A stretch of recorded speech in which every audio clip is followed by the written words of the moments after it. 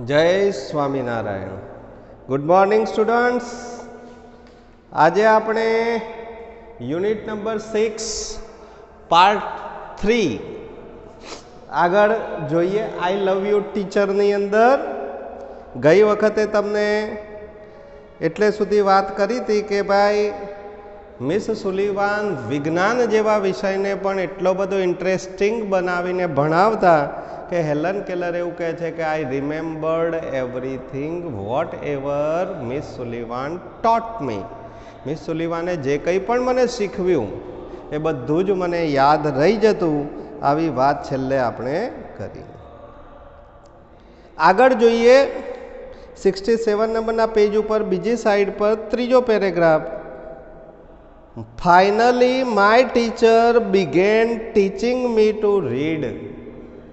આટલું થયા પછી કહે છે છેવટે મારા ટીચરે મને વાંચતા શીખવાડવાની શરૂઆત કરી. આપણે અહીંયા પ્રશ્ન પહેલો જ પૂછ્યો, what did Miss Sullivan begin to Helen? What did Miss Sullivan begin to Helen? Begin to teach to Helen. Teach to Helen finally. તો આપણે કહી શકીએ કે Miss Sullivan began teaching Helen to read. વાંચતા શીખવાડવાની શરૂઆત કરી. તો કેવી રીતે વાંચતા શીખવાડતા? તો હેલન કહે છે આઈ ફર્સ્ટ રીડ રેઇઝડ લેટર્સ. રેઇઝ એટલે ઉપસેલા મિત્રો. તો ઉપસેલા શબ્દો જે હોય, આમ હાથ ફેરવે, આંધળો વ્યક્તિ જોઈ ન શકે એટલે આમ હાથ ફેરવે એટલે એને ખબર પડે કે આ રીતે લખેલો છે, તેવા ઉપસેલા લેટર્સ પહેલાં કહે છે હું વાંચતા શીખી. And letter on read with Braille. અને પછી બ્રેઇલ લિપિથી મેં વાંચવાની શરૂઆત કરી. બ્રેઇલ વિશે તમે જાણતા હશો મિત્રો. બ્રેઇલ લિપિ શું છે? તો અહીંયા તમારી પેજ નંબર 66 ઉપર સાઈડમાં આવા ડોટવાળી એબીસીડી આપેલી છે, જોઈ લેજો.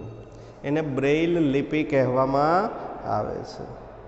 કેમ બ્રેઇલ લિપિ કહેવામાં આવે છે? તો એની વાત હું તમને કરું કે બ્રેઇલ નામનો એક વ્યક્તિ છરી વડે આમ તમારા જેવડો નાનો બાળક હોય આમ છરી વડે રમતો તો ને છરી સીધી આંખમાં આવી ગઈ, એટલે એક આંખ ફૂટી ગઈ એની. અને એ આંખનું ઇન્ફેક્શન બાજુની આંખમાં લાગ્યું એટલે બીજી આંખ પણ એને ગુમાવવી પડી ને આમ થઈને આંધળો થઈ ગયો. પરંતુ એ વ્યક્તિ હિંમત હાર્યો નહીં અને એને ભણવા માટે એક લિપિ તૈયાર કરી. એક કે ભાઈ જે જોઈ ન શકે એ વ્યક્તિ કઈ રીતે ભણે, તો એને આ લિપિ તૈયાર કરેલી કે આવી રીતે ડોટ હોય તો એને એ કહેવાય, આવી રીતે ડોટ હોય તો બી કહેવાય. અને એ લિપિને બ્રેઇલ લિપિ તરીકે ઓળખવામાં આવે છે, કારણ કે બ્રેઇલ નામના વ્યક્તિએ એની શોધ કરી. તો મિત્રો આંધળો વ્યક્તિ હોય ને એને કોન્સન્ટ્રેશન વધારે હોય, આમ હાથ ફેરવીને જોઈને, કારણ કે એને બધું એનાથી જ કરવાનું હોય. આપણે બધા જોઈ શકીએ છીએ એટલે આપણે જોઈને આપણું ધ્યાન ક્યાંયનું ક્યાંય ભટકવા લાગે, પણ જે જોઈ નથી શકતો એનું કોન્સન્ટ્રેશન વધારે હોય અને જલ્દીથી એ શીખી શકે. એટલે એ બ્રેઇલ લિપિથી વાંચતા શીખી. I learn to write with both ordinary as well as Braille type writer. Helen કહે છે હું લખતા પણ બંને રીતે શીખી. ઓર્ડિનરી એટલે સામાન્ય આપણે નોટમાં લખીએ છીએ એ રીતે તો ખરી જ, પણ સાથે બ્રેઇલ લિપિથી પણ ટાઈપ રાઇટર, બ્રેઇલ એટલે ઉપસેલા અક્ષરો આવે એમાં ડોટવાળા, એ પણ લખતા કહે છે હું શીખી ગઈ. તો બંને રીતે એ લખતા શીખી. આપણે અહીંયા પ્રશ્ન પૂછે છે how did Helen learn to speak? તો Helen learn to write both ordinary as well as Braille typewriter. તો સામાન્ય રીતે તો લખતા શીખી પણ બ્રેઇલ ટાઈપ રાઇટર ઉપર પણ એ લખતા શીખી. આ મિત્રો શીખવાની ધગશ બતાવે છે. આટલું બધું શીખવું ને એ સામાન્ય વસ્તુ નથી. I was well on my path to becoming a well educated person. Helen Keller કહે છે મને એક રસ્તો મળી ગયો હતો. મારા જીવનની અંદર હું જીવન જીવવા માટેનો મને એક પથ એટલે રસ્તો મળ્યો હતો કે જેની ઉપર હું સારી એજ્યુકેટેડ પર્સન બની રહી હતી, એટલે કે એક શિક્ષિત વ્યક્તિ બનવા માટેનો મને સારો એવો રસ્તો પ્રાપ્ત થયો. I was provided all the possible opportunities to develop my abilities and I made the maximum use of them. મિત્રો, તક મળે ને ત્યારે ઝડપી લેવી જોઈએ એવું કહેવાય છે. Opportunity knock once in life. જીવનની અંદર તક એકવાર બારણું ખખડાવતી હોય છે અને એ તક જો આપણે ઝડપી લઈએ ને તો આપણો બેડો પાર થઈ જાય. તમને ગુરુકુળમાં એડમિશન મળ્યું તો ગુરુકુળની અંદર ભણવા મળ્યું એ તક કહેવાય. તમારી પાસે ઓપોર્ચ્યુનિટીઝ છે, એને તમે ઝડપી લો અને એ પ્રમાણે જો ભણી લો તો લોકો આજે ગુરુકુળમાં ભણેલા વિદ્યાર્થીઓ એ જેણે તક ઝડપી એ આજે મોટા મોટા પદ ઉપર છે. તો મિત્રો, તક એ ઝડપવી જોઈએ. તો અહીંયા હેલન કેલર કહે છે મેં એ તક ઝડપી લીધી અને મને કહે છે કે એટલી બધી શક્ય હોય એટલી તકો આપવામાં આવી હતી. શા માટે? To develop my abilities. મારી ક્ષમતાઓને ડેવલપ કરવા માટે, મારી અંદર પડેલી જે ક્ષમતાઓ છે એને વિકસાવવા માટે મારા ઘર તરફથી પુષ્કળ પ્રમાણમાં તક આપવામાં આવી. આપણે અહીંયા પ્રશ્ન મૂક્યો છે કે ભાઈ why was Helen provided all possible opportunities. શા માટે હેલનને બધી જ શક્ય ઓપોર્ચ્યુનિટીઝ આપવામાં આવી? તો આપણે અહીંયા જવાબ કહી શકીએ ટુ ડેવલપ હર એબિલિટીઝ.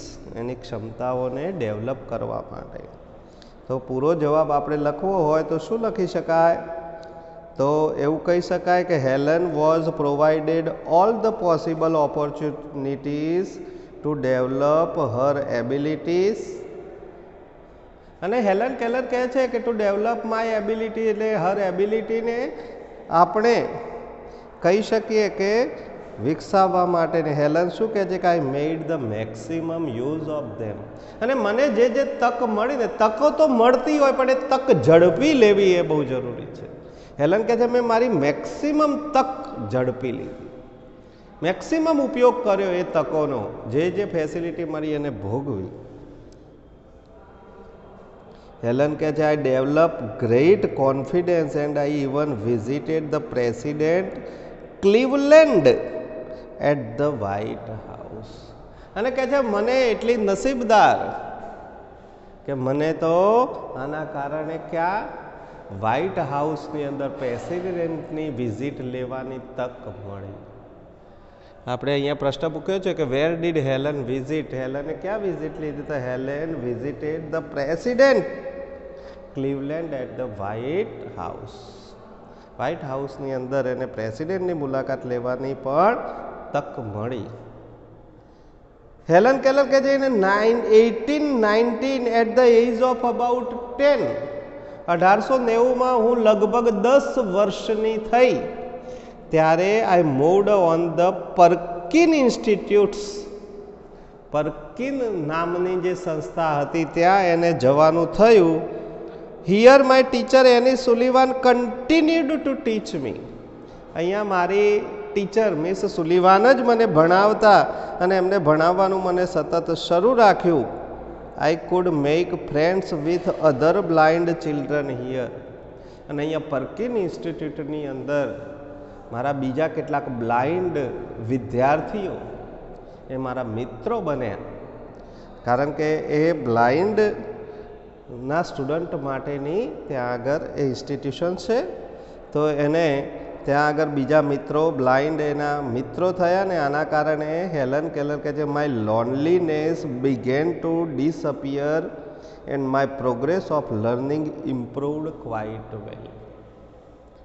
અહીંયા મિત્રો થવાથી, બીજા એના જેવા વિદ્યાર્થીઓ એને મળવાથી કહે છે મારી એકલતા દૂર થઈ.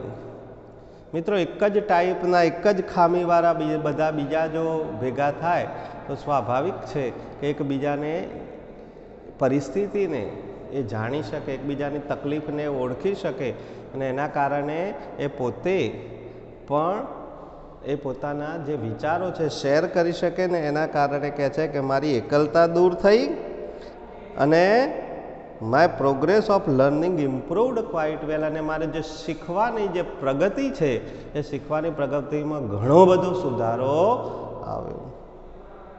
આઈ learnt Latin, German and arithmetic. અહીંયા રહીને પર્કિન ઇન્સ્ટિટ્યૂટમાં તો કહે છે હું લેટિન ભાષા શીખી, જર્મન ભાષા શીખી ને એરિથમેટિક એટલે કે અંક ગણિત પણ શીખી. આંકડાઓનું ગણિત આવે એરિથમેટિક. તો મિત્રો અહીંયા ઘણી બધી આ પાઠમાંથી મીન્સ આ પેરેગ્રાફમાંથી આપણે સવાલો કર્યા છે કે how old was Helen in 1890. 1890માં હેલન કેટલા વર્ષની હતી? તો Helen was about 10 years old in 1890 કહી શકીએ. Where did Helen's loneliness disappear? How? તો આપણે કહીએ કે ભાઈ Helen's loneliness disappeared in Perkin Institutes. How? તો બાય મેકિંગ ફ્રેન્ડ્સ. આપણે કહી શકીએ કે by making other blind children as friends. બાકીના બીજા આંધળા વિદ્યાર્થીઓને મિત્ર તરીકે બનાવીને એને પોતાની લોનલીનેસ દૂર કરી. આગળનો પ્રશ્ન છે what did Helen learn in Perkin institute? Helen Perkin ઇન્સ્ટિટ્યૂટની અંદર શું શીખી? તો એ તો મેં કહ્યું કે Helen learnt Latin, German and arithmetic in Perkin institute. Perkin ઇન્સ્ટિટ્યૂટમાં લેટિન ભાષા શીખી છે, જર્મન ભાષા શીખી છે અને બીજું arithmetic.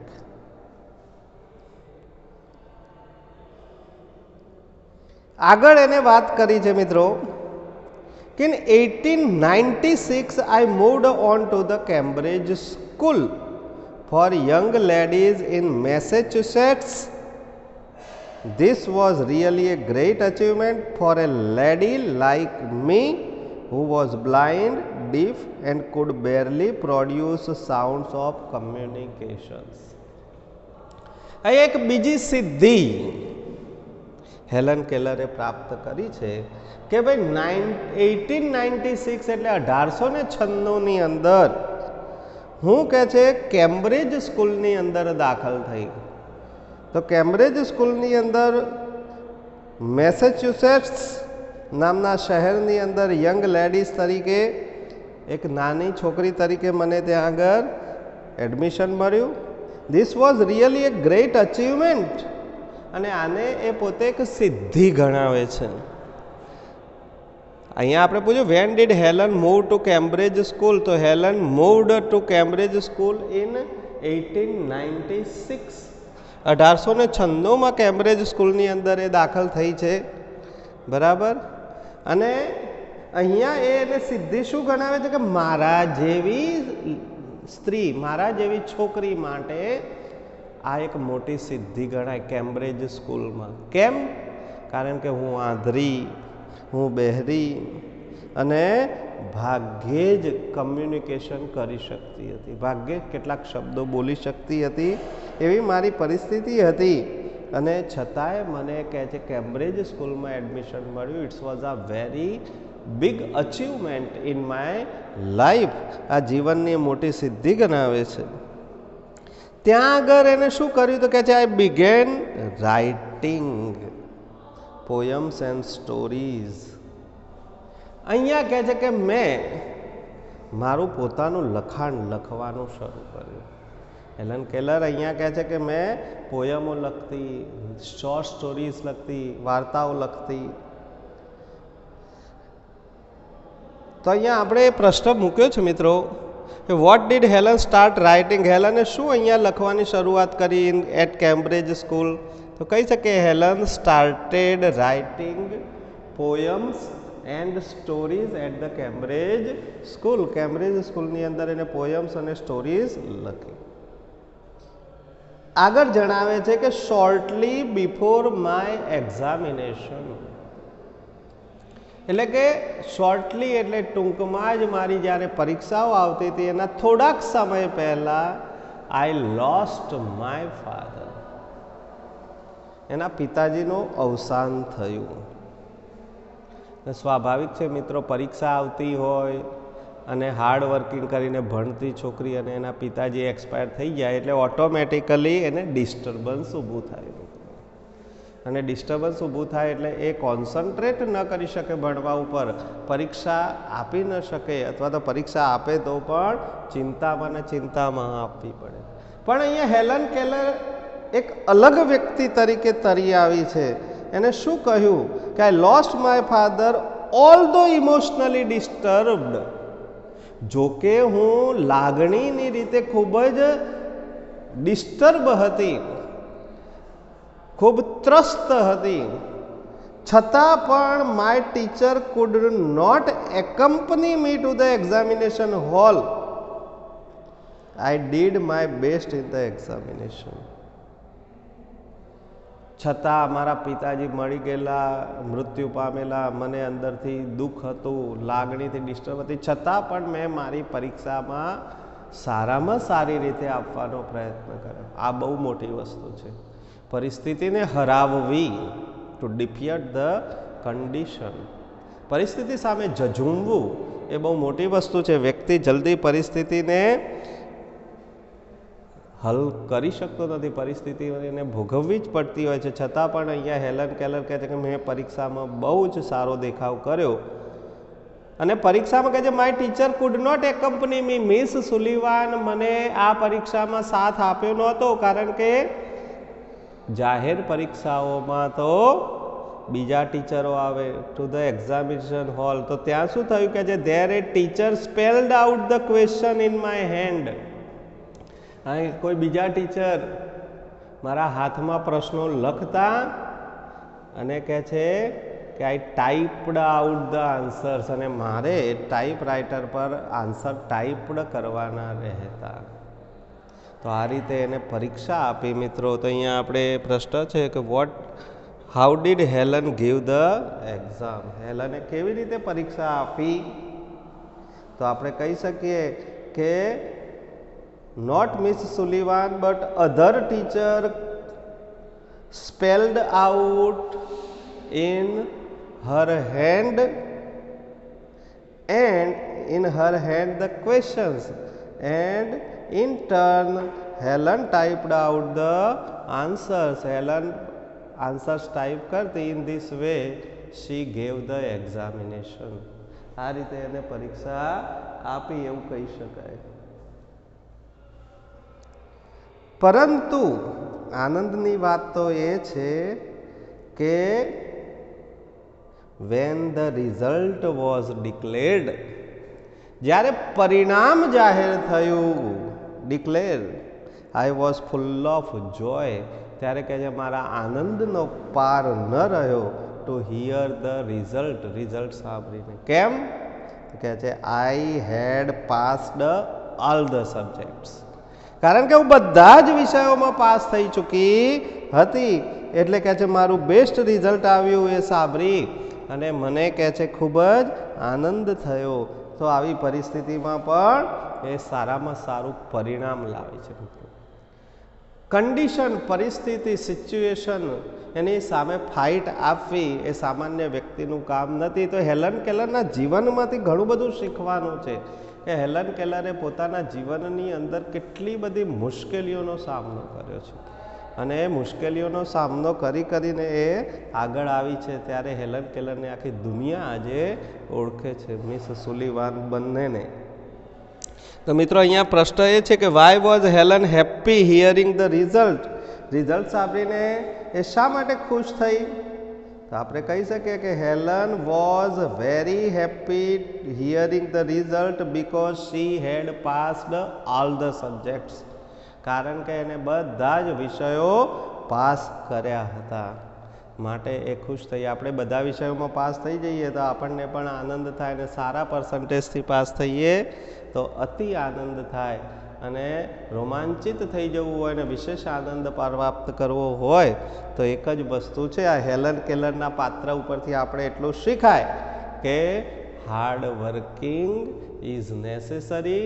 If you do hard work, no one can defeat you. તો તમને કોઈ હરાવી શકે નહીં. તમે ધારી અચીવમેન્ટ પ્રાપ્ત કરો. You can achieve your goal if you do hard work. જો તમે સખત મહેનત કરો તો તમે તમારો ગોલ પ્રાપ્ત કરી શકો. મિત્રો, तो આપણે પણ ધ્યાન રાખીશું મિત્રો। હજુ આપણે આટલે સુધી આજે પાઠ રાખી અને ચોથા પાર્ટની અંદર આ પાઠ આપણે પૂરો કરીશું કે એને આગળ કોલેજનો અભ્યાસ કેવી રીતે કર્યો છે અને એ કોલેજના અભ્યાસમાં એને કેવી સિદ્ધિઓ પ્રાપ્ત કરી છે એની વાત કરવાની રહે છે હેલન કેલરને પોતાના શબ્દોની અંદર। તો આ ત્રીજા પાઠની અંદર જે કંઈ પણ આપણે પાઠના શબ્દો જોયા છે એ શબ્દો ખાસ તૈયાર કરી આ 10 થી 11 પ્રશ્નો આમાં મૂક્યા છે। 11 પ્રશ્નો લખી તૈયાર કરવા, બીજા પ્રશ્નો ક્યાંયથી મળે તો એ પણ તૈયાર કરી અને નોટબુકની અંદર ખાસ લખવા। જ્યારે પણ તમારે આવવાનું થશે ત્યારે આ નોટબુક ઉપરથી 20 માર્ક્સ તમને આપવાના છે। નોટબુક ક્લિયર હશે તો જ એ 20માંથી સારા માર્ક્સ મળશે, નહીં તો જેવી નોટબુક એવા માર્ક્સ। આ ખાસ ધ્યાનમાં રાખવાનું છે, સતત કામ કરતા રહેવાનું છે। ન ખબર પડે તો તમે you can ask me by telephone. અત્યારે તો ટેલિફોન દ્વારા તમે કોન્ટેક્ટ કરી શકો છો અને પૂછી પણ શકો છો। એટલે આ વિડીયો જોઈ અને વ્યવસ્થિત રીતે તમે એનો અભ્યાસ કરજો। આગળના આપણે આ પાઠના પાર્ટ 4માં મળીએ। ત્યાં સુધી સર્વ વિદ્યાર્થીઓને જય શ્રી સ્વામિનારાયણ।